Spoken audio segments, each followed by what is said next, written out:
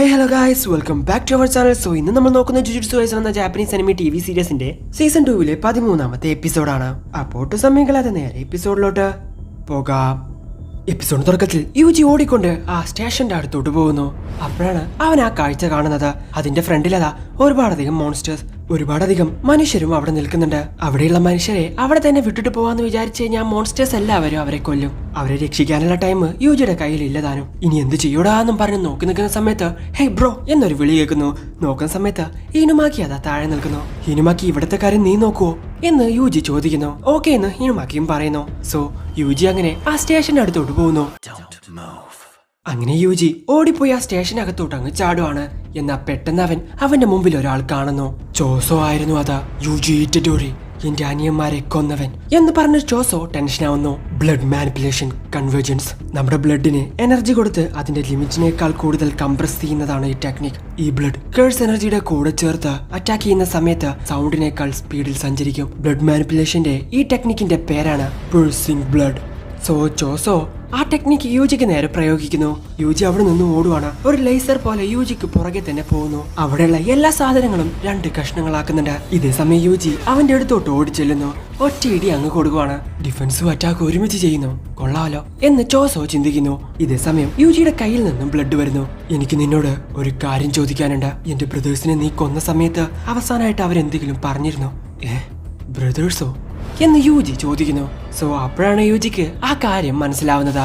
ഒന്നും പറഞ്ഞില്ല, പക്ഷേ അവർ കരയുന്നുണ്ടായിരുന്നു. ഇത് കേട്ട് ചോസോക്ക് നല്ല രീതിക്ക് ദേഷ്യം വരുന്നു. കേസോ കെച്ചിസോ, എനിക്ക് എല്ലാമായിരുന്ന നിങ്ങളെ കൊന്ന അവനെ ഞാൻ കൊല്ലുന്നത് എങ്ങനെയാണെന്ന് കൺകുളിർക്കെ കാണ് എന്നും പറഞ്ഞുകൊണ്ട് ചോസോ അവന്റെ ബ്ലഡ് മാനിപ്പുലേഷൻ ഉപയോഗിക്കുന്നു. യൂജിയെ മുഴുവനായിട്ട് ബ്ലഡ് കൊണ്ട് കവർ ചെയ്യാൻ നോക്കുന്നു. എന്നാൽ പെട്ടെന്ന് തന്നെ യൂജി ഓടിപ്പോയി അവൻ അതിൽ നിന്നും തടയുന്നു. എന്നാൽ പെട്ടെന്ന് തന്നെ ചോസോ വീണ്ടും അവനെ അറ്റാക്ക് ചെയ്യാൻ വേണ്ടി ശ്രമിക്കുന്നു. എന്നാൽ യൂജി അതിൽ നിന്നും ഒഴിഞ്ഞു മാറുന്നു. ദേഷ്യം വന്ന ചോസോ അവന്റെ മുഴുവൻ ബ്ലഡും യൂസ് ചെയ്ത് യൂജി അവിടെ നിന്നും തട്ടി മാറ്റുന്നു. യൂജിയുടെ ശരീരത്തായ എല്ലാ ബ്ലഡും വലിച്ചെടുത്ത് യൂജിയുടെ അടുത്ത് പോയി മോന്ത കിട്ടുന്നു കൊടുക്കുന്നു. അതിൽ നിന്ന് കൊഴിഞ്ഞു മാറിയ യൂജി അവനിൽ നിന്നും ഒരുപാട് ദൂരെ പോയി നിൽക്കുന്നു. ഇതേ സമയം അവിടെ നിന്നും അവൻ റിലീസ് ചെയ്ത എല്ലാ ബ്ലഡും അവനിലോട്ട് തന്നെ കൊണ്ടുവരുന്നു. അവന്റെ പവർഫുൾ ബ്ലഡ് മാനിപ്പുലേഷൻ ടെക്നിക്കായിട്ടുള്ള പിയേഴ്സിംഗ് ബ്ലഡ് ആക്ടിവേറ്റ് ചെയ്യുന്നു. അവന്റെ ടാർഗറ്റ് എന്റെ തലയാണെങ്കിൽ തീർച്ചയായിട്ടും ഞാൻ മരിച്ചു പോകും. അത്രയും പവർഫുൾ ആണ് അവന്റെ ടെക്നിക് എന്ന് യൂജി പറയുന്നു. ഇതിൽ നിന്നും രക്ഷപ്പെടാൻ എനിക്കിനി ഒരേ ഒരു വഴിയുള്ളൂ എന്നും പറഞ്ഞുകൊണ്ട് യൂജി മുകളിലോട്ട് ചാടുന്നു. അവന്റെ ടെക്നിക് യൂസ് ചെയ്യുന്നത് എങ്ങനെയാണെന്ന് ഞാൻ തീരുമാനിക്കണം എന്നും പറഞ്ഞുകൊണ്ട് യൂജി താഴോട്ട് തന്നെ വരുന്നു. പെട്ടെന്ന് തന്നെ ചോസോ അവനെ അറ്റാക്ക് ചെയ്യുന്നു. എന്നാൽ യൂജി അതിൽ നിന്ന് ഒഴിഞ്ഞു മാറുന്നു. പെട്ടെന്ന് തന്നെ യൂജി അവന്റെ അടുത്തോട് തന്നെ ഓടുന്നു. ഞാൻ വിചാരിച്ചത് ശരിയാണ്, ദൂരെ നിൽക്കുമ്പോഴാണ് അതിന്റെ പവർ കൂടുന്നത് എന്നും പറഞ്ഞുകൊണ്ട് യൂജി അവനെ അറ്റാക്ക് ചെയ്യാൻ വേണ്ടി പോകുന്നു.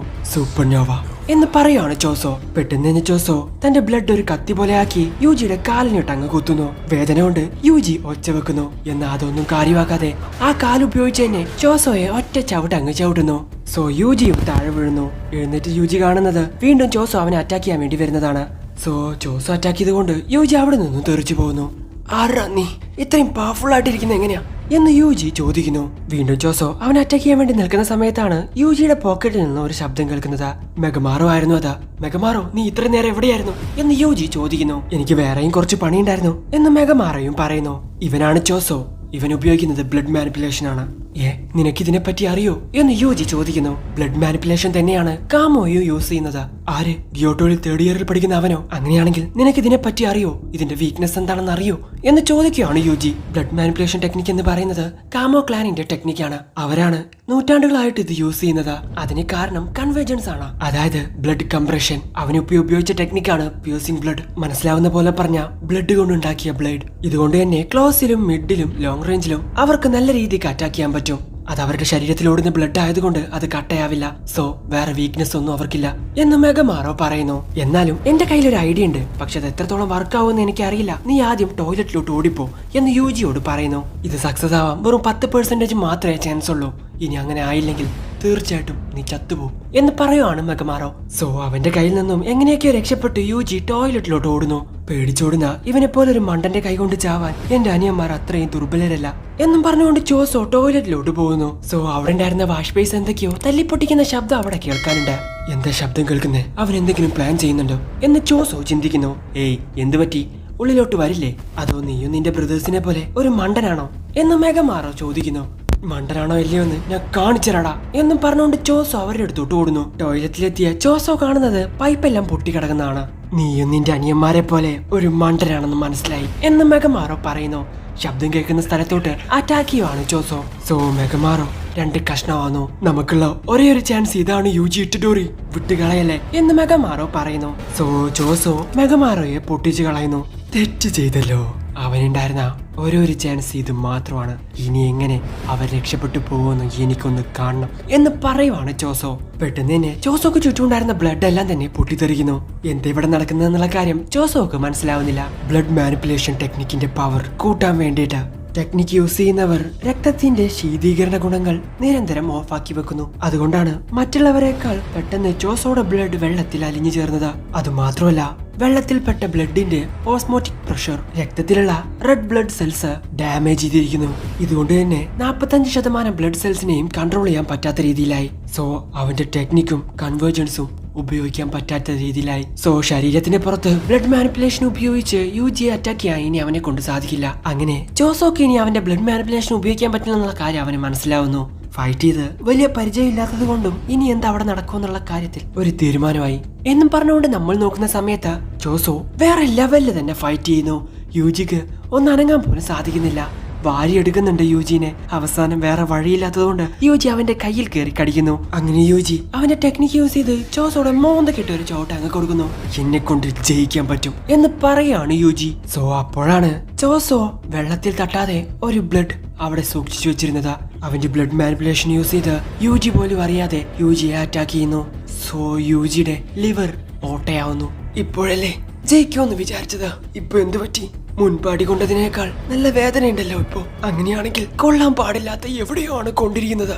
മരിക്കാനുള്ള സമയമായോ എന്ന് ചിന്തിക്കുവാണ് യുജി. ശരി, ഇനി എന്താ ചെയ്യേണ്ടെന്ന് എനിക്കറിയാം എന്ന് പറഞ്ഞുകൊണ്ട് യുജി അവന്റെ ടെക്നിക്ക് ആക്ടിവേറ്റ് ചെയ്യുന്നു. ഫുഷിഗ്രോ, നൊബാറ, നാനാമി, എന്റെ മറ്റു ഫ്രണ്ട്സ്, ഞാനില്ലെങ്കിലും ഗോജോയെ രക്ഷിക്കാൻ വേണ്ടി ഇവരാരെങ്കിലും തീർച്ചയായിട്ടും പോവും. ഇവന്റെ കൂടെ ഫൈറ്റ് ചെയ്ത് ചത്താലും കുഴപ്പമില്ല.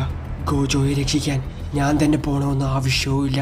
ഇത് പേഴ്സിംഗ് ബ്ലഡിന്റെ അത്രയും പവർഫുൾ അല്ലെങ്കിൽ പോലും അവന്റെ ജീവൻ എടുക്കാൻ ഇത് ധാരാളമാണ്.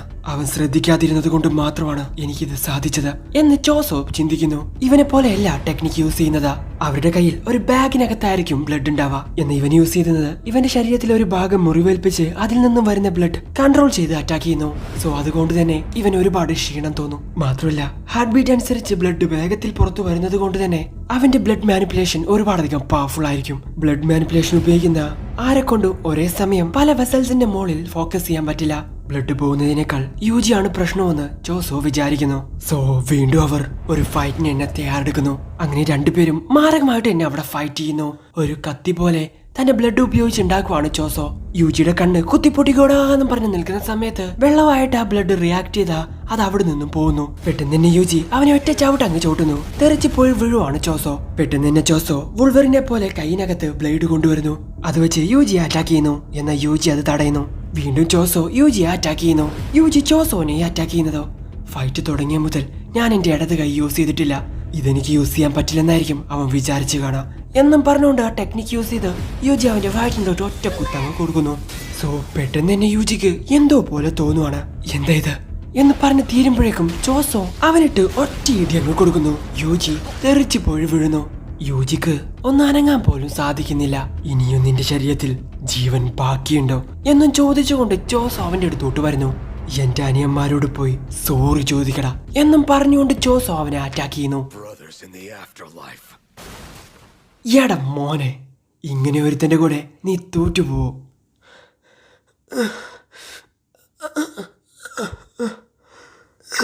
എന്താ എന്താ ഇത്? സോ അവൻ എന്തൊക്കെയോ പറ്റിയിട്ടുണ്ട്. ആ സമയത്ത് അവൻ എന്തൊക്കെയോ കാണുന്നുണ്ട്. അവന്റെ ബ്രദേഴ്സിന്റെ കൂടെ ഫുഡ് കഴിക്കുന്നതും അവരുടെ കൂടെ തന്നെ യുജി ഇരിക്കുന്നതും എല്ലാം അവൻ കാണുന്നു. ഒന്നും മനസ്സിലാവുന്നില്ലല്ലോ എന്നും പറഞ്ഞുകൊണ്ട് ജോസോ അവിടെ നിന്നും നടക്കുന്നു. പിന്നീട് നമ്മൾ കാണുന്നത് ഗെറ്റോ രക്ഷിച്ച ആ 2 കുട്ടികൾ അങ്ങോട്ട് നടന്നു വരുന്നു. ഇവനിപ്പോഴും ജീവനുണ്ടോ എന്ന് അതിലൊരാൾ ചോദിക്കുന്നു. അതെ എന്ന് മറ്റാളും പറയുന്നു. അങ്ങനെയാണെങ്കിൽ നമുക്ക് പണി തുടങ്ങാം എന്നവർ പറയുവാണ്. സോ അവിടെ വെച്ച് എപ്പിസോഡ് അവസാനിക്കുന്നു. സോ ജോസോ യുജി അറ്റാക്ക് ചെയ്ത സമയത്ത് ജോസോക്ക് എന്തോ പോലെ തോന്നിയിട്ടുണ്ടായിരുന്നു. അത് സൂക്കണ അറ്റാക്ക് ചെയ്തതല്ല. അതിന് വേറൊരു റീസൺ ഉണ്ട്. സോ യുജിയുടെ കാര്യത്തിൽ ഒരു തീരുമാനമായി. ഇനി എന്തായിരിക്കും സംഭവിക്കാൻ പോകുന്നത്? തീർച്ചയായിട്ടും നിങ്ങൾ വെയിറ്റിംഗ് ആണെന്ന് അറിയാം. എന്തായാലും നിങ്ങൾക്ക് ഇവിടെ ഇഷ്ടപ്പെടുന്നതായിരിക്കുന്നു. ഇഷ്ടപ്പെടുന്ന ലൈക്ക് ചെയ്യുക, ഷെയർ ചെയ്യുക, സബ്സ്ക്രൈബ് ചെയ്യുക, തൊട്ടടുത്തുള്ള ബെല്ലൈക്കൺ കൂടി എനേബിൾ ചെയ്യുക. അടുത്ത എപ്പിസോഡ് അടുത്ത ദിവസം വരാതെ വരേക്കും. ബൈ.